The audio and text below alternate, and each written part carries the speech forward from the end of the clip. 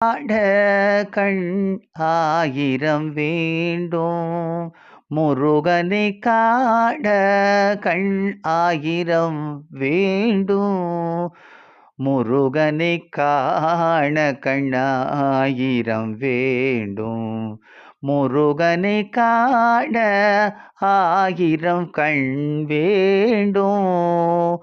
முருகனை காண கந்தனை காண கார்த்திகேயனை காண ஆயிரம் கண் வேண்டும். உன்னை காண கண்ணாயிரம் வேண்டும்.